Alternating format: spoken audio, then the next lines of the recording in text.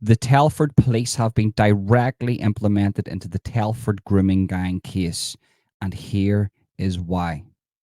Now, I have to warn you, viewer discretion is advised. If you want to go and watch the full Hurry Ape of Britain, I've had to change that name because this is going to go out on YouTube, and I'm very limited to what I can say here. I'm going to call it the Hurry Aping or the Graping of Britain. Now, in episode 5, there is a lady that's interviewed called Corinne, and she absolutely blows the roof off the whole case. Not only does she detail certain elements to do with the grooming gangs themselves, but she directly implements the police in this whole thing. Now, she didn't say a police officer done anything to her. She never said a police officer done anything bad to her. But in one of the clips that you're going to see, she says that the police used to come and buy the drugs of the grooming gangs. So while this young girl from the ages of 12 right up was being groomed by this gang in England, the police officers were coming to buy the drugs of the people that were doing the grooming, which is a clear, not only a legal thing, but a massive conflict of interest. And throughout this video, you're going to see why her mother is still being targeted today. Her mother's been beaten. Corinne has been systematically abused since the age of 12 years of age. She, with hundreds of men, she has been raped by hundreds of men, and they have systematically targeted hundreds of children that are now adults, and these people are actively being targeted on the streets of Britain today. Now, when Tommy was recording this interview in this episode 5, the grooming gangs got wind of this, and because they didn't know who he was speaking to, they just started targeting everybody.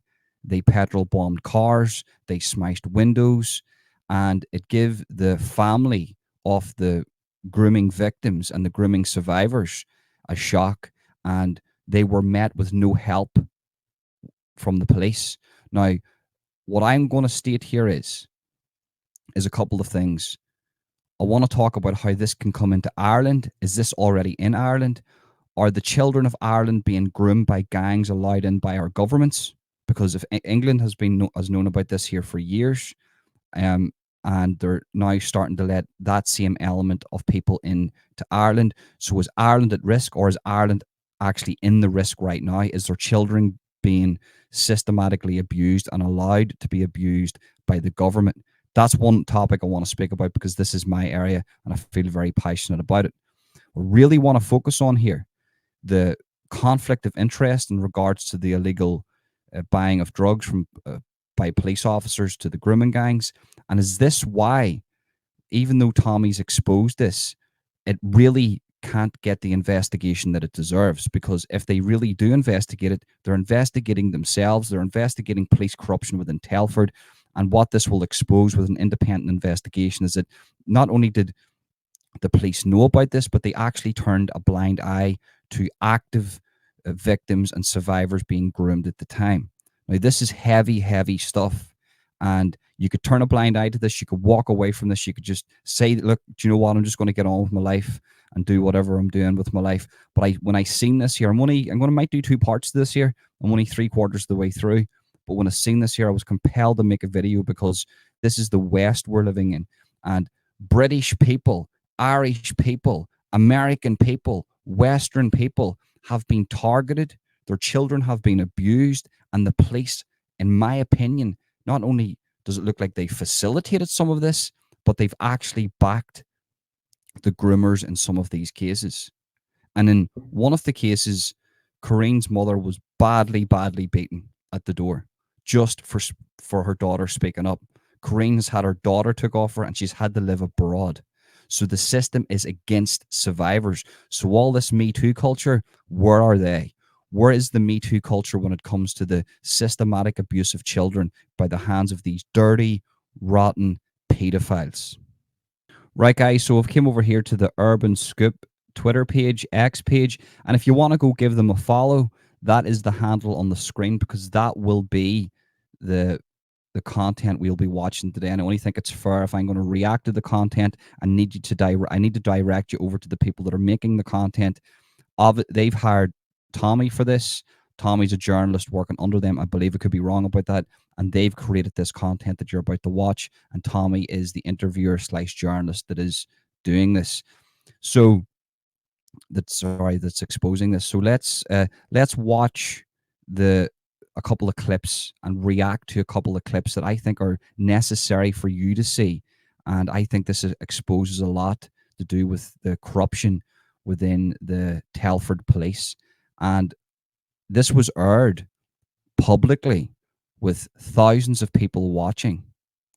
And there was a counter protest to this, saying that this was a bad thing. And this was exposing children being groomed and systematically abused and possibly covered up by the police. How could you counter that? How could you protest against this protest? I don't understand that. This has not got nothing to do with Irish, being English, being American. This has got to do with protecting children. And it seems like they use politics to divide the people, so you're not looking at the real issues, and the real issues are this. Stansted? Was it Stansted to collect you? Yeah. I didn't think you turned up. I did. You did? Explain. We were met by police when we got there. I got off the plane. I literally come off the door for the plane, and right outside was 3 officers waiting for me. For what? To give context about this, guys, this is Corinne here, and she was the girl that was systematically abused by hundreds of men in the Telford area from a certain religion that we can't speak about. And she is telling the story here, but she had to fly over from a foreign country because she has to move out of England out of fear for her life. And when Tommy showed up at the airport, there's a little clip prior to this if you want to go watch it. Tommy shows up, the police come into the airport, kick Tommy out, and then they hold her at the airport so Tommy and her can't meet. So this is the first inkling of corruption that you'll see in the documentary, and you really need to go watch that because it's a very telling thing. I don't want to give away all the clips here because it's not my content, so go watch it for that. And then whenever she gets off the plane, wait until you hear what they say to her. This is shocking. Remember, she was systematically groomed by the certain religious men in Telford. And wait until you hear what the police say to her. They said that I'd called a Pakistani bloke on Facebook a pedo. Which Pakistani bloke? A bloke called Ifti. Ifti, so you've called him a paedophile? Yeah. He's gone to the police and told them that I've called him a paedophile because he is a paedophile. I know that because he's raped my friends when they were young, so that's how I know. And the police wanted me to write a letter of apology to him, saying sorry that I'd called him a pedo. You heard that right, guys. So this woman has been abused by these men in Telford from a very young age, from 12 years of age. And they've systematically abused hundreds of young girls that can't speak up out of fear because these people are backed by the police and they're not getting help from the authorities. So these men are actively still targeting these girls, even though they're all grown up now. They're targeting them so they don't speak. And whenever she came off the plane, the police asked her to write a letter of apology to this certain individual that was involved in this group. I'm not saying that he was one of them that done that. But what is your opinion about that? Let me know in the comment section. What is your opinion about that? And if you're in the Telford area, how do you feel about that? That's what your authorities would do to a survivor of this caliber, a survivor of systematic abuse from a very young age. How do you feel about that? And why hasn't the Me Too movement kicked in to make sure that these men are imprisoned for a very, very long time? So yeah, they kept me for 23 hours. They kept you for 23 hours and asked you to write a public apology to a man who you say is a paedophile. You see, if we start off here, I've gone through your life story. you were abused from a child, groomed on the streets by Pakistanis at the age of 11, lost your virginity at 12. You were pregnant at 13. Yep. When did you have your first child? Week after my 14th birthday. And who was that to? One of five. I don't One of know. 5 men. Yeah. How old were those men? She was being abused that much by multiple different men, paedophilic men, that it could have been one of 5 men to be the father. And the reason why, because they didn't see her as pure, because they seen her as expendable, just a piece of meat that they could treat whatever way they like. This is what I'm trying to say to these guys. I think I'm a bigger feminist than most, and I think I'm more woke than most people, because I'm actually outraged by this. I think I might put on my Me Too hat and get out there and make sure that these guys get proper prison time. From ages 18 to 30 maybe. 18 to 30. Reading through, we'll get onto all of this, but the thing that I find astounding is you've had this upbringing, you've clearly been impregnated at 13 because you have a son, so that can be proven without a shadow of a doubt. And here you are being asked to write a letter of apology to a Pakistani man from the same town, who, if we start, let's get to growing up in Telford. Yeah. At what age did you first get abused? From age 12.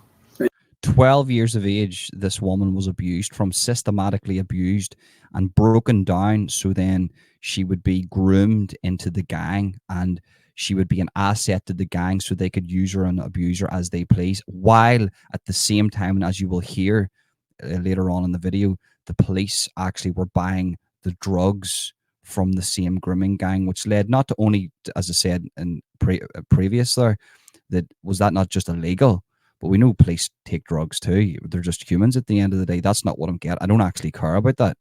But it was a massive conflict of interest. And was that conflict of interest, and was that the direct reason why the police didn't help the families? Because they didn't want it to come out that they were also involved in these things, not the paedophilic actions, but buying the drugs of these gangs. If I said to you there's a police force in the United States of America that was buying drugs from the Crips, say, and the Crips were systematically abusing young girls, and then there was no real investigation into it, and then it came out that the police force at the time was buying drugs of the Crips, you would think to yourself, well, that's why it didn't come out, because it was down to police corruption.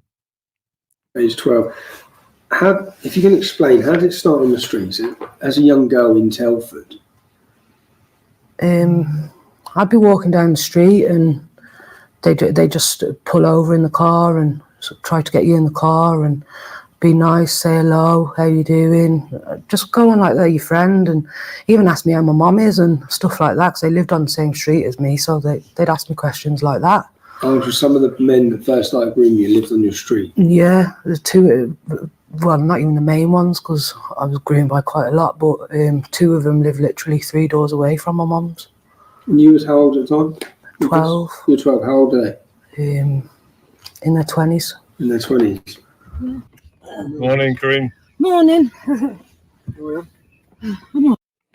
So this is the next segment where Tommy's going to be, she's going to be taking Tommy around the areas where she was systematically abused and basically tortured and graped by this grooming gang that was facilitated and turned a blind eye to by the police, by the Telford police. This is quite distressing, so viewer discretion is advised. And if you are a survivor of any of this here, and you know, maybe you're a little bit sensitive to this, then stop watching now. All right. Bloody hours and hours. I know, I saw, man. Before that fence was there. Yeah, in the corner. Yeah. Yeah. A couple of my friends used to get taken around there and get made to give them more blowjobs. Around the back of the Sikh temple. And there'd be about 10, 15 lads on one girl. Around the back of there. Yeah. You can't get rid of it. You got the English community. So just to clarify what you said there, One girl would be abused by 10 or 15 lads from the grooming gang round the back of that community centre or whatever that was. Centre, next to the church and that, and Hadley United Services Club. We used to get took on the car park there and then down. And as you walk down, there's like the road goes over it down here. Oh, Subway. Yeah, Subway. We used to get took down there as well. I'm down there. Where all that school was, that was all just fields. All of it, that school didn't exist. And literally at the top here was a gym, and we used to get brought up here as well by all the lads, raped and that and whatever in the cars. Yeah, and there was sets of trees on the field back there, and we used to get taken in the trees, in the bushes, like. Yeah. I was took in the school, in the infant school one day. In the school? Yeah, by Noddy. That was when he tried to have sex with me and he couldn't get it in. Remember me telling you? Yeah. That was then. That was in the infant school. Well, in the school grounds? Yeah, in the school ground, yeah. But they were different. It was all different. So these are the certain areas that the young girls were graped. And you have to bear in mind, you're talking about from the ages of 12 to 15. And she said a statement there. He took me to an area and he couldn't get it in. I'm assuming I know what that means. And then she told Tommy the story. And that they were that young and they were that pure that these dirty grapists, backed by the cops in the area at the time, went for the purest of the pure, the virgins. And for me, that is the definition of evil. There's no two ways about that. That is the definition of evil. This was, there was a park, there was the old manor school. Would this be every night? Every day, every night. Every day, every night, yeah. We never break. Sorry to butt in again, but and I have to butt in because this is a reaction video for anybody that's pissed off. Go and watch the full thing, uncensored on X, and you'll not get any distractions. You can watch it on X. But I read the book Groomed by a Gang by Christina O'Connor, and everything that this lady here says aligns with what Christina O'Connor had to go through. I believe her name's Christina. Yeah, it is Christina O'Connor. That's what she had to go through. And that was in separate towns. So there was a code of how they groomed these young girls, and it was distributed and taught. So then these dirty, rotten, perverted men could then get their wicked way with basically babies. I'm going to call them babies because they were still babies. They could just speak better. They were children.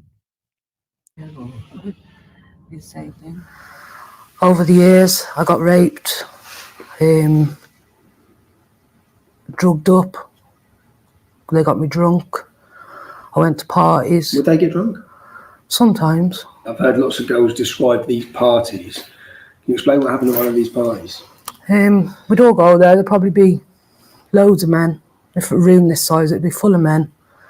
There'd be, say, me and 2 or 3 of my friends. And that was it. We were having a party, we were having a drink. They were giving us spliff. They were taking other drugs. I never went on to any hard drugs myself. But yeah, they give us a spliff, give us bottles of vodka, Bacardi, Jack Daniels, and get us drunk, and then want to have us at the end of the night. When you say have you, just explain that. Want to have sex with me at the end of the night. How many of them would have sex with you at the end of the night? Sometimes a couple, sometimes just one. Yeah. I can't say I was lucky. When I was lucky compared to some of the girls, because some of the girls got gang raped by a lot of them, but me, it was a couple at a time. So yeah. And where would this happen? In separate rooms or just all in the same room? Sometimes it wasn't even in the rooms, in like the place where the party was. You have to remember at this time she's between the ages of 12 and 17. That's what's happening to her at 12 years of age. that's 13 years of age, 14, 15, 16 years of age. This is what's happening to her with men. So if anybody has any daughters out there, right, and this is the only way to penetrate the psyche of the people that are watching this. Imagine this was your daughter. You're seeing a woman right now. You can't envision a little girl. You know, I have to quote, I think it was Christine O'Connor says, I cry for the little girl that I once was. I want to reach out and I want to save her. Imagine this is your daughter. These people lived on the same street as her family. So see that really nice man that you think, well, he's not into that. Well, he's not into that. Well, guess what? He is backed up by his book that he can do that. It's in his book that he's been taught to in certain areas of worship that certain people of a different religion are infidels, and it doesn't matter what you do to them because they're just pigs. That's what's in the book. That's my biggest fear for Ireland here. My biggest fear is it's happening right now. And this isn't me being some type of phobic. No, because I know that there's really, really good people of all different religions. But just like the Catholic Church, I had to call that out. So why can't I call this out? And why isn't there any whistleblowers from that community? Because they can't, because it's fear. And imagine this was your daughter. Imagine this was your daughter. If you've got a daughter at the age of 12, 13, imagine this was your daughter. How would you feel? How would you react to this? How would you react to this? They take us in the car and take us up the Wrekin and do it up there. They take us by the old manor school. There was 2 sets of like little forest things on the Hadley playing field, and they used to drive behind the back of them. There's all different places. Now we've came to a part where she's going to detail that where all the men live and how they still walk the streets shamelessly with their head held high like they've done nothing wrong. And this part is really, really, I don't know the correct word to use. It's really daunting and it's horrifying that these men are still living in this area. And the reason why they're living in the area is because, as I said, the police have been directly implemented into this here. So what is going on here? Let's play this. And once again, viewer discretion is advised. Yeah, they're all kids as well. So number 18, that's the mosque. I got raped at number 16. That's the mosque. Yeah, number 18's a mosque. I got raped in number 16 by Wedge. By Wedge. Yeah, that's the first time that I had my virginity taken. You had your virginity taken in the house. Yeah, So you got raped in the house next door to the mosque. yeah. So she got her virginity taken at the age of 12, I believe, in a house that was beside a makeshift mosque, because apparently this is a mosque. I'm assuming the corner place is a mosque, number 18. And she got her virginity taken at the age of 12 at the house beside the mosque. So what does that tell you? That's a strange place to have a mosque. So that would have been, I'd say, the start of the taking of your childhood at 12 years old. That would have been the start of everything in the house there. I was scared, and I was saying to him, don't do that and don't take my trousers off, and I was fighting him and trying to keep my trousers up, and he was just pulling them down.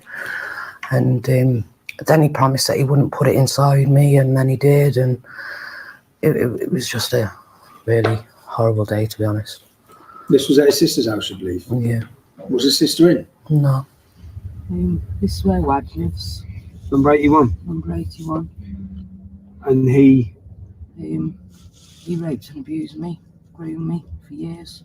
that's Took the my one. virginity. That's the one who took your virginity at the Yeah. house we've just seen around the corner. Yeah, Number 81. Who's he lived there with? his wife and kids. They all live with wife and kids. Did they live with wife and kids back when they were abusing you? Yeah. A lot of CCTV on that house. Has he got a lot of CCTV? Yeah. So while they were abusing the young girls and grooming them at the ages of 12, they also had wife and kids, and this directly links into the culture with when it comes to this. So the culture is a lot of people are just seen as the other women of other different faiths are just seen as pigs, and they're just seen as expendable. So that you have to understand, a lot of this is going to come as a shock to people, but a lot of people off that faith just don't care about any girl that isn't off that faith. And I've even heard stories where they convert young women and then send them off into the Middle East, and then they're used as like sex slaves and stuff. So even if you're a convert, I mean, how can anybody look at this? If you are of that faith yourself, how can you look at this and not be outraged? Because if this was Christianity, right? Because what happened to the children in Christianity in regards to the priests, we all called that out. We all said this is disgusting. Why can't you call that out in this faith? Why can't you call it out and put a stop to this? See, this is a disabled lad here, and even he used to use the girls. In the left. Yeah, he's deaf and dumb. Well, He used to get blowjobs and that off the young girls. that man we're just driving past now. Yeah. He's deaf and dumb. He's deaf and dumb. Yeah. They're just driving down the street, and there's just one of the groomers who's got disabilities just walking down the street, and he used to get sexual acts from these young children. Do you know what I mean?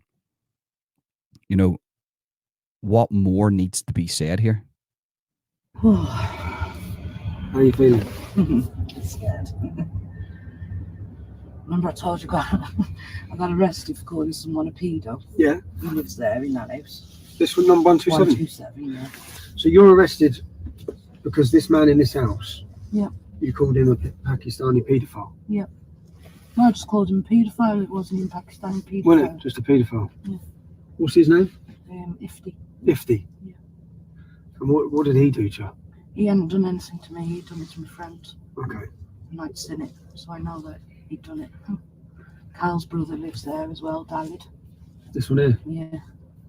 He raped Steph, he did. He raped Steph? Well, groomed her. Groomed her? Groomed her, raped her, yeah. And they're all there. You've seen about Lucy Lowe, you've seen about Brick Horse and about Becky. So during the filming of the documentary, Tommy got word that the house, her mother's house, was being targeted, and he received a phone call. Now, once again, viewer discretion advised. Whenever I seen this part, I could not believe that this was going on, and what you're about to witness here, in my opinion, is clear police corruption. His house is on fire, and they battered people. Just the things they've done is horrible.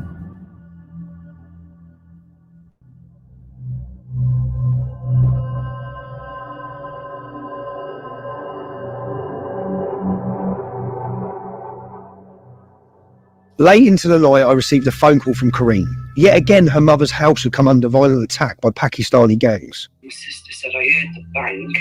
She said, she's got a dog, so the dog started going mad. And then my mum's jumped up as well as quick as she could.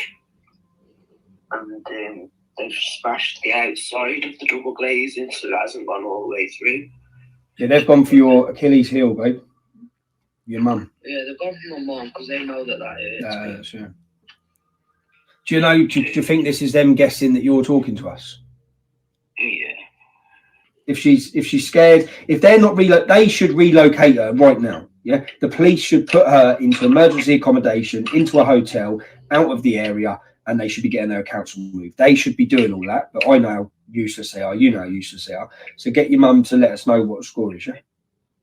Tommy, if I don't move from here, I'm going to have a heart attack. No, I know. I know. Because I've got pains all in my arm right now as I'm speaking to you. My heart's going 90 to the dozen. I feel like I want to be sick. I feel like I want to pass out.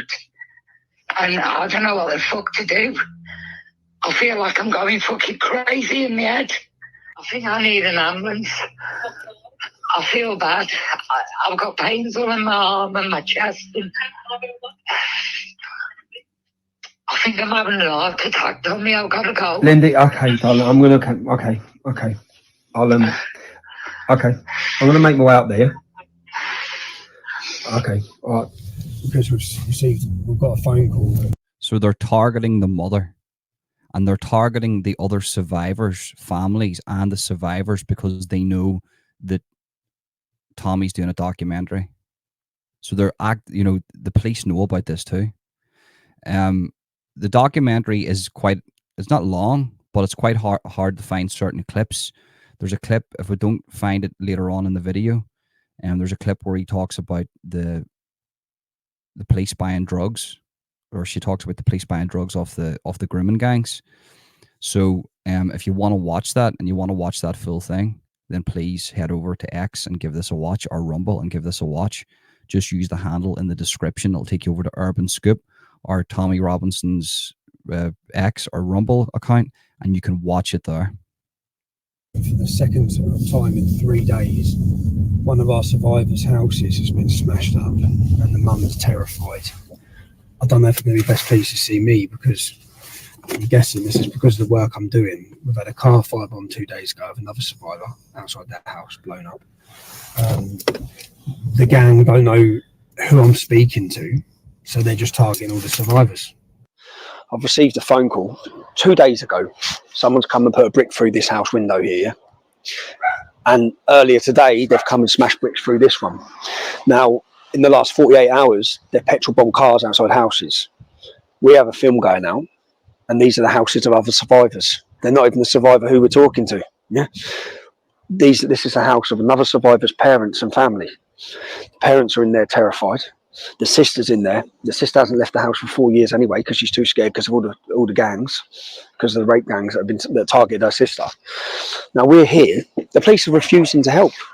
This house previously, when the victim in this house went to the police as a witness, she gave all her evidence so they could make arrests. This house was firebombed around the side. They sprayed, painted all over the house. All we want them to do their job. Their job is to protect you and relocate you. Hello and welcome to West Mercia Police. Okay, so what's happened, please? So what's happened is 2 days ago the window was smashed. Today the window's been smashed again. You had, just so you know, 26 Glendale. You had a car torched and firebombed 2 days ago. Yeah. Now all of these attacks are being committed by grooming gangs who are targeting the victims' families. Yeah, that's what this is. Now, your police officers have come to this house. They've left the family here after their house has been smashed up twice, and they've drove off.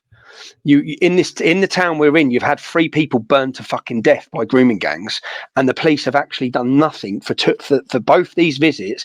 They've done nothing to relocate the family. They've done nothing to secure the family. There's no There's no fireproof letterbox been put on the house. It's like they're just sitting ducks being left here. Your police officers have turned up. They haven't even took a statement. They've given a crime reference number and left. There's no cameras been put in, emergency cameras. There's no fireproof letterbox been put in, which should be your first protocol as a police to put in this house. They're left here in danger. The mum's been beat up. This lady's been beat up previously. They've set fire to the house previously.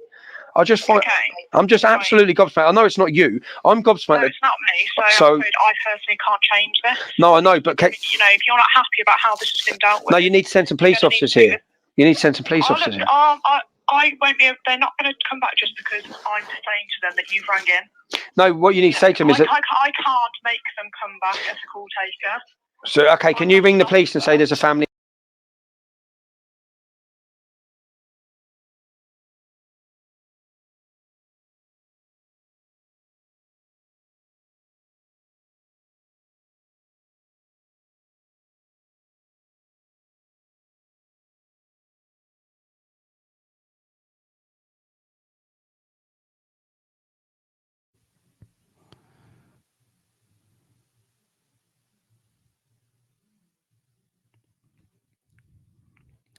So as you can see, he's getting a bit of pushback from the police here. The police will not do anything. They're being actively targeted by the grooming gangs on the street. The police aren't doing anything. There's been death threats made. They've been attacked. Tommy doesn't want to be here because that's actually putting them in a little bit more danger. Now, He can protect them while he's there, but once he leaves, obviously they're going to have their rats watching out around the corner to see who's coming in and out of the house. They're going to see Tommy Robinson. The word's going to get back, and that could cause further damage to the house. But if Tommy's not there, the police still aren't going to help, and they're going to continue to be targeted. As I said prior to this, the mother's been beaten up. The mother's had, you know, I don't want to give away the clips here on my YouTube channel. You need to go watch this. You can see the pictures where they beat the mother up, and the police aren't doing a thing about this. They're not even protecting the family. They should be relocating them, except they're keeping them in the house around danger, because just basically to silence them. The police want them silenced. In danger in their home. I've obviously listened to everything you've said. I've typed up on the log what you've said, yep. And I will ask them to review it, but I cannot change what they have done. Okay, but you can't. So as I've said to you, they have left, right? So you're. I don't need you to repeat it again to me, please. I've listened to everything you've said. I don't need you to say it again. So you're not going to send police officers here to protect this family? I've just said I will update that log, but I personally cannot change what the officer's decisions are. I am not an officer. I cannot change their decisions. So whilst we're sat here, can you contact them and let us know if the police are coming back here to relocate this family into safety? I said I will update the log. What does that mean? What you keep saying that? What does that mean? You're going to write a few words on the computer? The log. Yeah, and then what?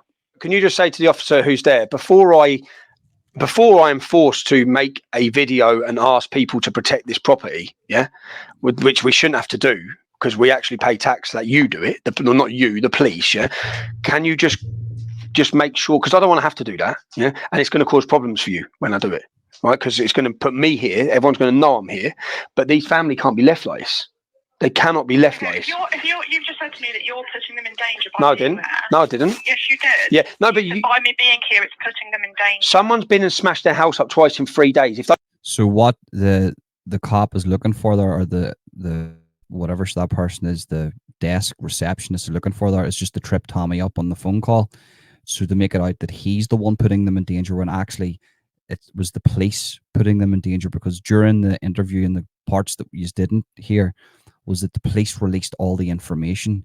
Corrine gave vital information to the police that got lots of people arrested, and the police then went out and gave that information out to everybody, to which then put Corrine's life in danger. So the police have actually put Corrine in danger, and that's what I said. You have to go and watch the whole thing to get the full context of what's going on here.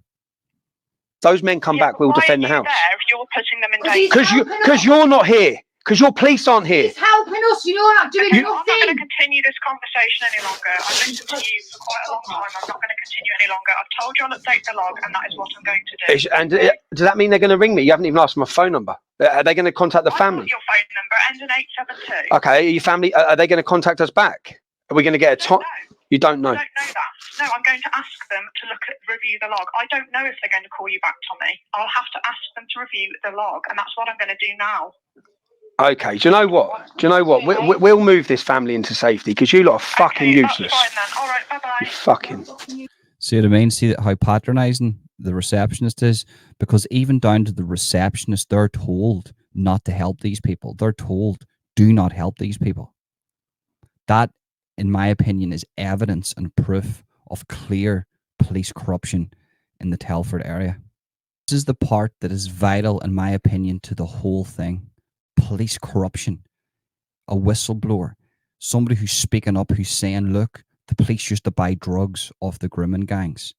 I told you to go and watch it in the full thing, but I want you to watch it here, because I think this is, for me, a telltale sign of what's happening here.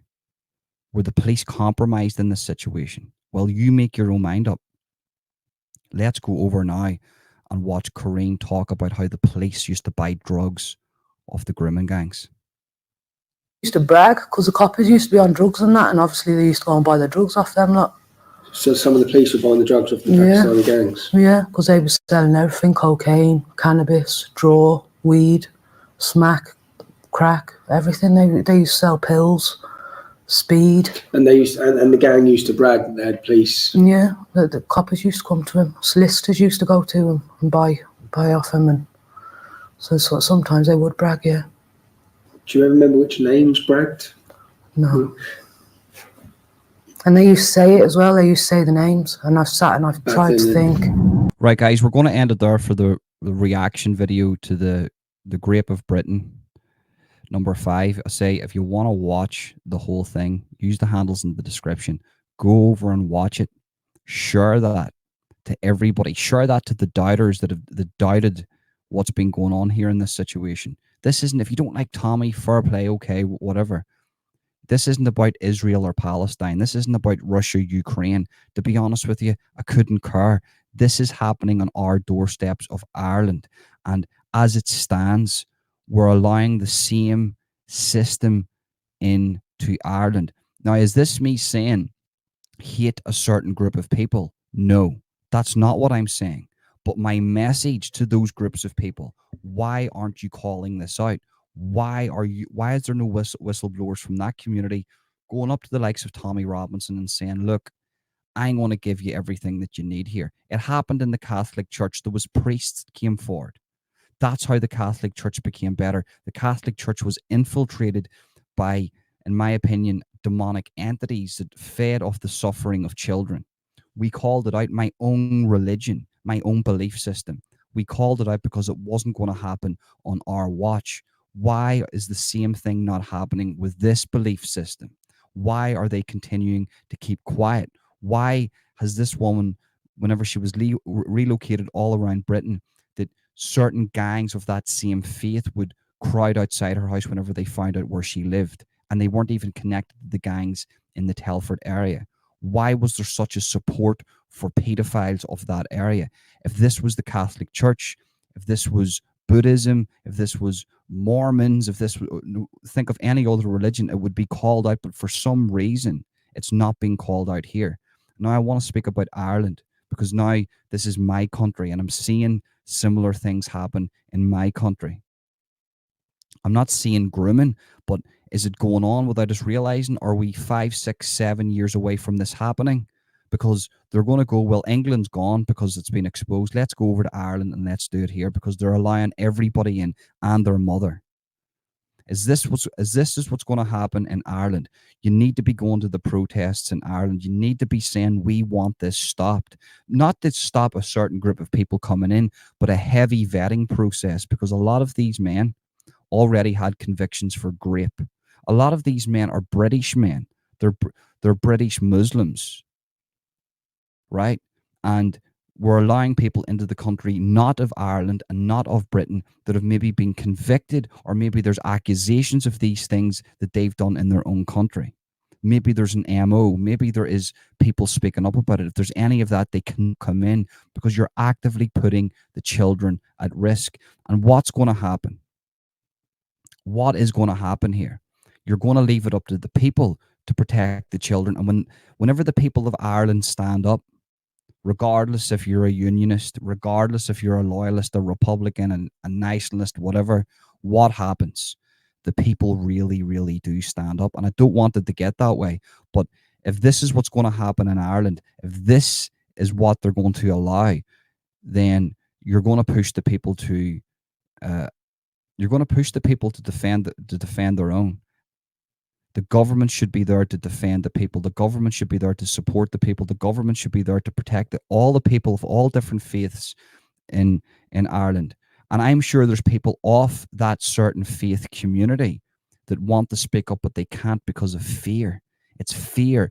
There's an ideology in that faith that is just, they just pump fear into people. Well, I'm saying this now, and this is a direct warning to anybody of that mind frame, regardless of your religion. If you're coming into this country and you think that you're going to get away with this type of behavior, this will be met with extreme force, whether from the government or the people themselves. And you need to know this.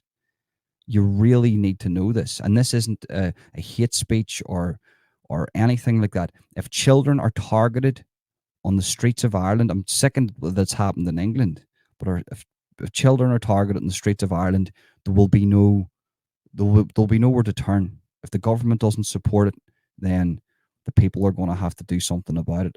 If the government don't crack down on this, then it's out there. Here's the proof. What more do people need? That's it, guys. Make sure you jump over to X.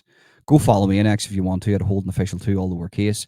Make sure you go over to Tommy's channel and give it a watch. He shared it, but it's on Urban Scoops. So if you want to watch the full thing, it's on X. I'll leave the handle in the description. As I say, I can't put handles in my YouTube video. This could go on Rumble. If this is on Rumble, the handle or the link will be in the description.